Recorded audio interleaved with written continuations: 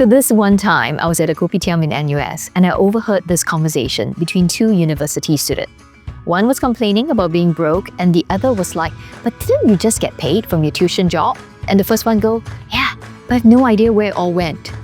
Honestly, I felt so caught out because that was literally me during my uni days. Now here's the thing that nobody talks about.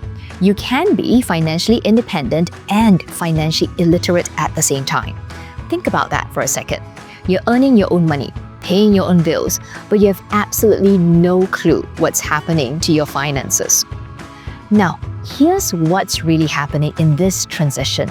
There is this invisible psychological shift that occurs when you move from receiving pocket money to earning your own income. And it's not just about the money itself, it's about identity. Technically, think of it like learning to drive. You can operate a car, but that doesn't mean you understand traffic patterns, road safety, or fuel efficiency. You're functional, but not skilled. And that's exactly what happens with money during this transition. But here's the interesting part about this shift. When you were getting pocket money from your parents, the rules were simple. Ask, receive, spend. Well, maybe save a little in your bank account. But when you start earning, whether it's from part-time jobs at Uniqlo, internships at the local SMEs, or even side hustles like food delivery, suddenly you're faced with this complex web of choices that no one prepared you for. And here's where it gets really juicy. Take a look at your last 3 weeks. What were your highest earnings days? Now, most people can't answer that question, but think about it. Are there shifts where your effort earns more, not less? Maybe weekend shifts at retail pay more or peak hours for Grab food earn better rates? Because it's not just how much you earn, but when and where you earn that makes the difference. Now, what if you don't know what earns the most? Oh, this is where the emotions kick in. And let me tell you, money brings out feelings you didn't even know you had. Guilt when you spend on bubble tea instead of saving. Freedom when you realize you can buy that new game without asking your parents. Anxiety when you check your bank balance after a night out at Clarke Quay. Complacency when things seem to be working until they are not. Well, think about it this way. Money isn't just numbers on a screen. It's your identity, your choices, and your consequences all rolled into one. Every financial decision you make is essentially you saying, this is who I am and what I value. There is this innate human bias that creates tendencies to frame things narrowly because it's, well, simply easier that way. The mind wants to treat money like 1 + 1 = 2, and that's it. End of story, move on. But financial literacy isn't math, it's psychology, it's behavior, it's understanding yourself. So here's what I want you to understand. This transition that you're going through, well, it's not just about becoming financially independent, it's about becoming financially aware.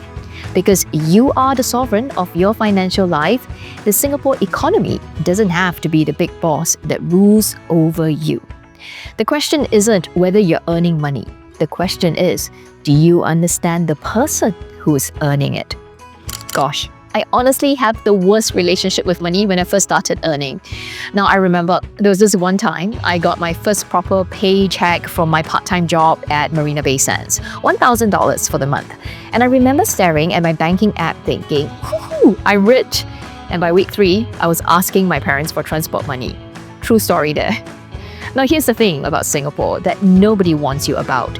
We live in a high-cost city with low income tax. I mean, think about that for a second. Most countries, when you earn money, the government takes a huge chunk up front. Here, well, you get to keep most of it, but everything costs more. Your money feels bigger than it actually is. I'm gonna invite you to just close your eyes for a second. Imagine you just got your first $1,000 paycheck.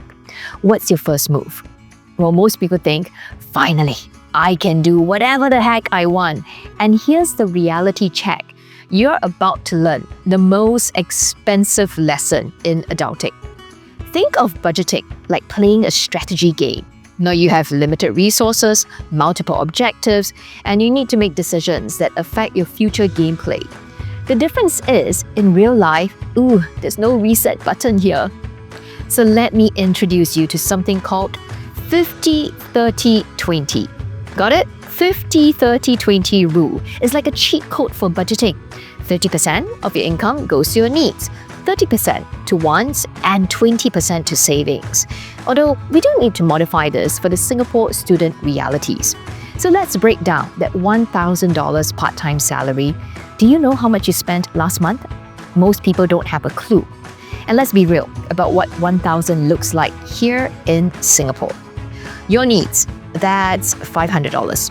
Transport alone can be, well, about $100 if you're taking MRT daily. Meals, if you're eating out twice a day, that's easily $300. Phone bill, maybe $50. And suddenly, what happens? Oh, half your money is gone, just surviving. But here's where it gets tricky, your wants. So you have about $300 there. Bubble tea twice a week works out to be about $60. Night out at Orchard, $100 easy. And the new game you've been eyeing for, $80. Shopping at Bugis, oof, there goes your budget. And savings, that's $200. And here's the real question. What's a want you could cut back on without feeling deprived? Because the math doesn't lie. And in Singapore, $1,000 doesn't stretch as far as you think. Now, here's what really fascinating about Singapore budgeting. We have fixed expenses and flexible expenses. Fixed, your transport, food, maybe insurance. Now, these don't change. Flexible, meals, entertainment, shopping. This is where you have power. Think of it like choosing between hawker centers and restaurants. Same hunger, different impact on your wallet. So chicken rice, hawker center is about $3-ish, right? The same meal at a restaurant is $15. Your stomach doesn't know the difference, but your bank account certainly does. And here's the trap that nobody talks about. Lifestyle creep. When you start spending more just because you're earning more. So you used to take the bus and now you take Grab. You used to eat at kopitiams, now you eat at cafes. Your income went up and so did your expenses. Now, this is a psychological phenomenon called hedonic treadmill that traps us in an endless cycle of wanting more. Our brains, they're wired to return to a baseline level of happiness regardless of how much we earn. So you get that first salary bump, you upgrade your lifestyle, feel great for a few weeks, and then you're back to feeling exactly the same. Except now, you need even more money to feel good again. But financial literacy isn't about earning more, it's about stepping off that treadmill. And here's what I want you to understand. Budgeting in Singapore isn't about restricting yourself, it's about making conscious choices. When you know where your money goes, you're not just earning, you are planning. So here's a little homework for you. Track your spending for 1 week, just 1 week. Don't change anything, just observe. Because if you can't manage what you don't measure, the question isn't whether you can afford something in Singapore. The question is, what are you giving up to buy it? Now, I would never tell anyone about my debt, but there's something here that's embarrassing. So, I went to the hawker center last week, realized I had no cash on me, absolutely none. The auntie at the char kway teow store just stared at me when I asked if she took PayLah. Now, I had to walk 3 blocks to find an ATM, and when I came back, she had already given my order to someone else. And that's when it hit me. Oh gosh, I've become so cashless. I forgot to function in Singapore. Because cash is disappearing and we are a generation making it extinct. We are also the generation that's most confused about where our money actually goes. I mean, how often do you carry cash? Or you just tap? Because across the world, Gen Z, Alpha are rewriting the rules of money. And I'm not just talking about Singapore. I mean, I'm talking about your peers in Seoul, Stockholm, Sao Paulo, all the same. Think about it. Our generation is like the first native speakers of digital financial language. While our parents learned to translate from cash to digital, we're thinking Pay Now, GrabPay, PayPal from day one. And here's the interesting part about what's happening worldwide.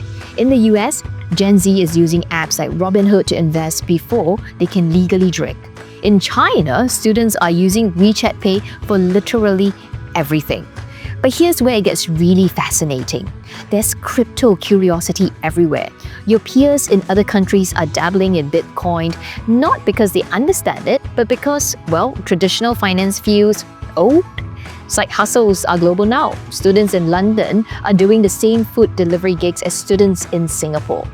So what's one financial trend that you've been curious about, but you don't fully understand yet? Because guess what? Our generation has access to more financial tools than any generation in history, but we are also most likely to make the most expensive mistakes with them.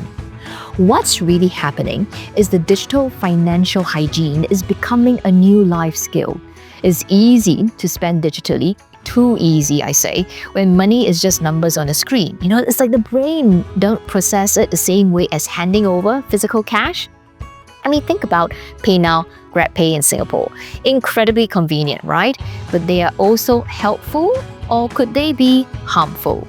You can split a bill in seconds, but you can also spend money in seconds as well. The same tool makes life easier, can make budgeting a lot harder. Are you tracking your spending? Or does it disappear into the cloud? Because here's the global reality. The easier it is to spend, oh gosh, the harder it becomes to know where it went. There's also an innate human bias that makes digital spending feels less real than physical spending. The mind wants to treat a $50 GrabPay transaction differently from counting out $50 in cash, but your bank account doesn't care for your psychological biases. Now, what are students in other parts of the world doing differently? In Germany, they're still surprisingly cash-heavy. In South Korea, credit and debit card are so ubiquitous that many young people have never ever handed cash for daily purchases. Even buying coffee requires a card. But what do they have in common here? The successful ones are treating digital financial tools like power tools, incredibly useful, but requiring skill and caution to use properly. So here's what I want you to understand. Being part of the first fully digital financial generation is both a superpower and a responsibility.